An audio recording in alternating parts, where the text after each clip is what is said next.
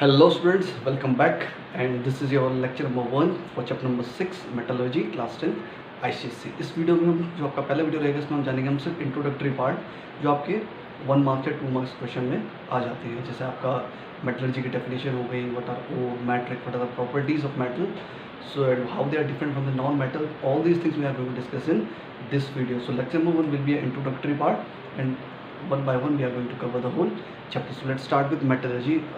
पहला जो क्वेश्चन आपके मन में आता है मेटलर्जी है क्या। देखिए मेटलर्जी की जो प्रोसेस होती है उस पर आप क्या करते हो, किसी भी ओर से मेटल को एक्सट्रैक्ट करते हो। ठीक है, ये सिंपल वे में आप समझिए, आपके पास एक ओर है, आपने से क्या करना है, इम्प्योरिटी सेपरेट करनी है और आपको क्या मिलेगा, pure metal. So this is your metallurgy. अगर सरफेशियल देखा जाए तो मेटलर्जी क्या है आपको एक ओर दिया जाएगा, आपने उस ओर से क्या करना है, इम्प्योरिटी को अलग करना है और प्योर मेटल को एक्सट्रैक्ट कर लेना, यही आपकी मेटलर्जी की प्रोसेस है।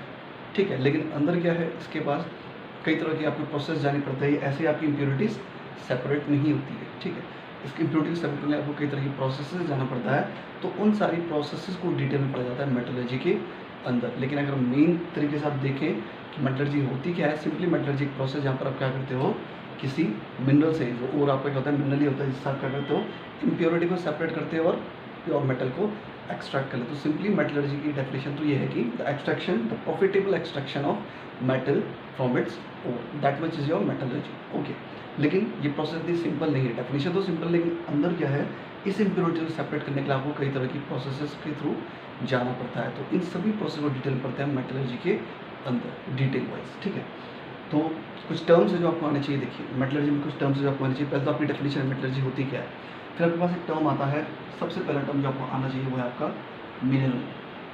ठीक है, मिनरल क्या होता है, फिर आपके पास आते हैं ओर आ जाता है, फिर आपके पास आता है matrix, what is gangue, okay, and what is slag. So these are some of the 1 mark और 2 mark questions that comes in your examination. पहले बात आते हैं मिनरल्स क्या होते हैं। देखिए अगर आप अर्थ के सरफेस के अंदर देखिए, अगर आप एक्सट्रैक्शन करना चाह रहे हो किसी मेटल का, तो अर्थ के सरफेस के अंदर क्या होता है, मिनरल्स होते हैं। ठीक है, कुछ मिनरल्स होते हैं जिनको आप क्या करते हो, एक्सट्रैक्ट करते हो।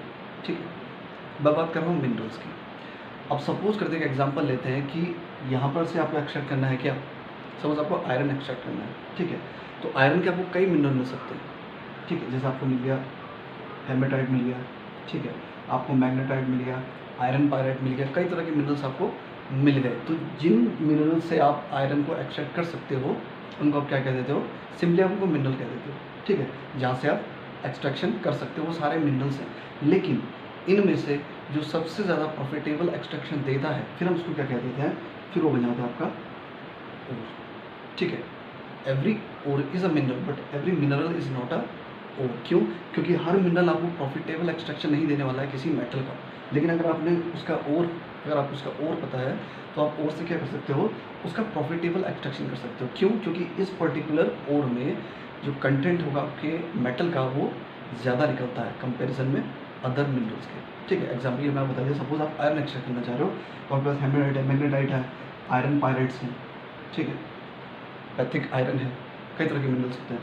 लेकिन अगर मैं बात करूँ सिर्फ ओर की, मतलब इन सभी में मुझे प्रॉफिटेबल एक्सट्रैक्शन कहाँ मिलने वाला है, तो मैं बात करता हूँ किसकी, ओर की। और इसका ओर कौन होता है, इसका ओर होता है हेमेटाइट। ठीक है, Fe2O3 is the formula for hematite. तो आयरन का अगर आप एक्सट्रैक्शन करना चाहते हो तो सिलेक्शन किसका करोगे आप, हेमेटाइट का। ठीक है, अगर आपके पास ऑप्शन ना हो तो तब तो आप कुछ भी मिनरल ले सकते हो, लेकिन अगर आपका ऑप्शन है तो प्रॉफिटेबल एक्सट्रैक्शन कहाँ से होता है आपका, हेमेटाइट से। तो हर ओर आपका मिनरल ही है, लेकिन हर मिनरल ओर नहीं हो सकता। ठीक है, फिर उसके बाद बात आती है मैट्रिक्स की। अब मैट्रिक्स क्या होता है, देखिए आपके जब मिनरल्स का एक्सट्रैक्शन होता है, ठीक है, तो वहाँ पर तो आप सेपरेशन नहीं करते हो, तो आपने क्या करा है, बल्क के रूप में सारा का सारा मिनरल के साथ कुछ इम्प्योरिटीज़ भी उठाई। तो जो अर्थली इम्प्योरिटीज़ लाइक सिलिका इसके साथ एसोसिएटेड होता है उसको हम क्या कह देते हैं, मैट्रिक्स। ओके, उसको हम क्या कह देते हैं, मैट्रिक्स। तो जहाँ पर भी अर्थली इम्प्योरिटीज़ की बात होगी वहाँ पर आप क्या कह दोगे, मैट्रिक्स। इसके बाद आता है गैंग्यू क्या होता है। अब आपको ध्यान रखना है कि मैट्रिक्स और गैंग्यू क्या है, एक ही चीज़ है, ये दोनों क्या है, सिनोनिम्स हैं। ठीक है, दीज आर सिनोनिम्स, मतलब आप चाहो तो अर्थली इम्प्योरिटीज़ को गैंग्यू भी कह सकते हो और अर्ली इम्प्योरिटीज़ को आप मैट्रिक्स भी कह सकते हो। तो कंफ्यूज नहीं होना है, ठीक है। आपको पूछ लिया जाएगा what is the difference between matrix and gangue, both are the same thing. The early impurities associated with the ore और minerals we can say they are called as matrix और गैंग्यू। फिर आता है आपका स्लैग क्या होता है। अब स्लैग को समझने के लिए आपको एक टर्म और समझना बड़ी जरूरत आता है, फ्लक्स। स्लैग को समझने के लिए आपको फ्लक्स को समझना पड़ेगा पहले। फ्लक्स क्या होता है? फ्लक्स वह केमिकल स्पीसीज है या केमिकल कंपाउंड है जिसको आप मैट्रिक्स या गैंग्यू के साथ एडअप करते हो। Okay, the chemical compound that is added with matrix और gangue to get rid of impurities that is called as flux, ठीक है। तो जिस केमिकल कंपाउंड को आप उसमें एसोसिएट करते हो किस चीज़ के लिए, इम्प्योरिटीज़ को हटाने के लिए, उसको आप क्या कह देते हो? उसको आप कह देते हो फ्लक्स। और फ्लक्स के ऐड होने पर क्या होता है? आपको एक फ्यूजिबल कंपाउंड मिलता है, ठीक है। कब मिलता है? जब आप फ्लक्स को ऐड करते हो गैंग्यू या मैट्रिक्स के साथ, ओके, तो आपको क्या मिलता है? फ्यूजिबल कंपाउंड मिलता है। उस फ्यूजिबल कंपाउंड को हम क्या कह देते हैं? उसको हम कह देते हैं स्लैग, ठीक है।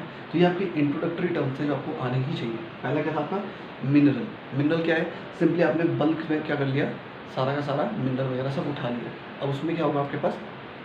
क्यों उठाया आपने? ताकि आप उससे मेटल एक्सट्रैक्ट कर सको, ठीक है। तो मिनरल मतलब जहाँ से आपको आयरन इज एन एग्जाम्पल, या फिर कुछ भी आप मेटल की बात कर सकते हो जहाँ पर आपको मेटल एक्सट्रैक्शन की पॉसिबिलिटी मिल रही है जिन मिनरल जिन कंपाउंड से, तो आप लोग क्या कह देते हो? मिनरल्स। लेकिन इन मिनरल्स में जो सबसे ज़्यादा आपको प्रॉफिटेबल एक्सट्रैक्शन दे सकता है उस पर्टिकुलर मेटल का, उसे आप कह देते हो उसका ओर। मैट्रिक्स और गैंग्यू क्या है? जो आपने ओर लिया है, जो मिनरल है, उसके साथ जो अर्ली इम्प्योरिटीज एसोसिएटेड होती है उसको आप क्या कह देते हो? मैट्रिक्स या गैंग्यू, ठीक है। फिर आता है फ्लक्स। फ्लक्स क्या होता है? फ्लक्स वो केमिकल कंपाउंड होता है जो एडअप होता है किसके साथ? आपका इन इम्प्योरिटीज़ के साथ, ताकि क्या हो जाए? इम्प्योरिटी सेपरेट की जा सके। और इम्प्योरिटी सेपरेट करने के प्रोसेस में आपको क्या मिलता है? फ्यूजिबल कंपाउंड मिलता है जिसको आप क्या कह देते हो? स्लैग। ध्यान रखना, फ्यूजिबल कंपाउंड जहाँ पर भी आपको मिल जाता है वहाँ पर आपको क्या होता है? स्लैग होता है, ठीक है। लिटिल कंफ्यूजिंग है फ्लक्स और स्लैग, ठीक है। कई बार स्लैग में फ्लक्स की डेफिनेशन लिख दी जाती है स्टूडेंट्स के द्वारा, ठीक है। तो आपको समझना है फ्लक्स तो वो केमिकल कंपाउंड जो एडअप होगा, लेकिन जो आपको रिजल्ट मिलने वाला है फ्यूजिबल कंपाउंड, वो क्या होता है? आपका स्लैग होता है, ठीक है। तो ये थे कुछ इंट्रोडक्टरी टर्म्स जो आपको आने ही चाहिए किसके लिए? मेटलर्जिकल प्रोसेसेस के लिए। अब आपको देखना है कि ये प्रोसेस कहाँ पर अप्लाई होती है। These processes are applied for metals. So many times the question is what is the difference between metal and non metal. ये कुछ चीज़ें जो आपको आनी ही चाहिए, बेसिक चीज़ें जो आपको आनी चाहिए, क्योंकि मेटलर्जी मेटल्स पर ही लगती है, तो आपको मेटल और नॉन मेटल का डिफरेंस आना ही चाहिए, ठीक है। तो हम मेटल के बारे में लिखेंगे और उसका रिवर्स आप समझ जाओगे कि वो किसके लिए है? नॉन मेटल के लिए, ठीक है। तो मेटल्स की प्रॉपर्टीज देखिए। पहली प्रॉपर्टी जो मेटल की होती है वो क्या होता है? दे आर गुड कंडक्टर्स, ठीक है। जितने भी आपके मेटल्स होते हैं वो गुड कंडक्टर्स होते हैं। क्यों होते हैं? रीज़न आपको पता होना चाहिए, क्योंकि उनके पास होते हैं फ्री इलेक्ट्रॉन्स, ठीक है। जब फ्री इलेक्ट्रॉन्स होते हैं तो क्या होता है? वो फ्री इलेक्ट्रॉन चले जाता है कंडक्टिविटी की प्रोसेस में, इसीलिए क्या करते हैं? They are good conductors. Okay, they are good conductor because of free electrons. यहाँ पर फ्री इलेक्ट्रॉन होते हैं। इसका मतलब अगर आप बात करो नॉन मेटल की, तो नॉन मेटल में आपके पास क्या होते हैं? They are bound electrons, they are not, they don't posses free electrons, that is why they do not conduct. तो मेटल्स आर गुड कंडक्टर। दूसरी बात, metals are malleable. Previous video में मैंने आपको कहा था कि आप इसके लिए क्या याद करिए, आपने एक सब्जेक्ट पढ़ा है मॉरल साइंस, ठीक है।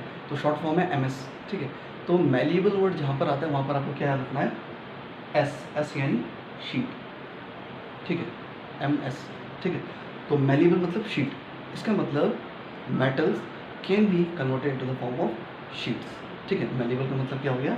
That metals can be converted in the form of sheet, that is the meaning of malleability, okay. और we can say that metals are malleable. दूसरा था आपका डक्टिलिटी, ठीक है। डक्टिलिटी में क्या होता है? आपका कन्फ्यूजन कहाँ होता है? आपको डक्टिलिटी और मैलिएबिलिटी में आपको कन्फ्यूजन होता है, तो कई बार आप शीट यहाँ कर देते हो और वहाँ वायर कर देते हो। तो इसलिए आपने क्या याद रखना है? सिर्फ MS आपने याद रखना है, यानी मैलिएबल शीट, तो बचा क्या? वायर। इसका मतलब डक्टिलिटी का मतलब वायर, मतलब metals can be converted in the form of thin wires, ठीक है। आपको पता है कि गोल्ड सबसे ज़्यादा क्या होता है? डक्टाइल होता है, ठीक है। तो आप वायर के फॉर्म में कन्वर्ट कर सकते हो मेटल्स को। इसका मतलब किसको कन्वर्ट नहीं कर सकते?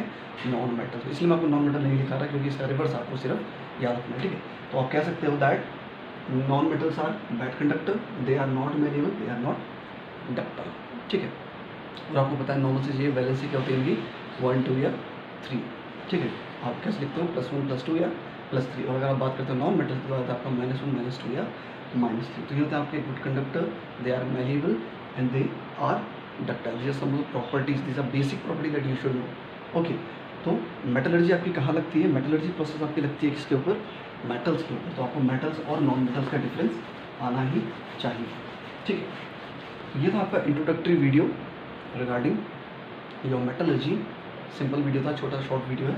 इसमें आपको नॉर्मल टर्म्स आपको क्लियर हो जाएंगे। अब आपने क्या करना है, इसके बाद जो सेकंड वीडियो अपलोड होगा उसमें आपको बताया जाएगा कि जैसे आप मिनरल ले लेते हो उसके बाद आप इसमें क्या क्या प्रोसेसेस करते हो जिससे आपको मेटल्स मिल जाता है। इकोनॉमिकल मेथड मेटलर्जी इसीलिए स्टडी की जाती है ताकि आप इकोनॉमिकली क्या कर सको, किसी मेटल को एक्सट्रैक्ट कर सको, so that you can extract a metal economically from its own. That is the soul reason for knowing metallurgy और टू स्टडी मेटलर्जी, ठीक है। वैसे तो आप किसी से भी मेटल एक्सट्रैक्शन कर सकते हो, लेकिन मेटलर्जी आपको बताती है कि किस पर्टिकुलर ओर से आप किसी पर्टिकुलर मेटल को एक्सट्रैक्ट कर सकते हो। तो नेक्स्ट वीडियो में हम जानेंगे थोड़ा आपके एग्जाम्पल, कुछ जिनके ओर्स होते हैं, जैसे आपके आयरन के ओर्स क्या होते हैं, एल्यूमिनियम के ओर्स क्या होते हैं, हल्का सा उनको पढ़ेंगे। उसके बाद आपकी क्या क्या प्रोसेस होती है जिससे आपको प्रॉफिटेबल एक्सट्रैक्शन मिल जाता है मेटल का, उसको पढ़ेंगे हम लेक्चर नंबर 2 में। Okay, so till then keep doing, keep studying. Thanks for watching.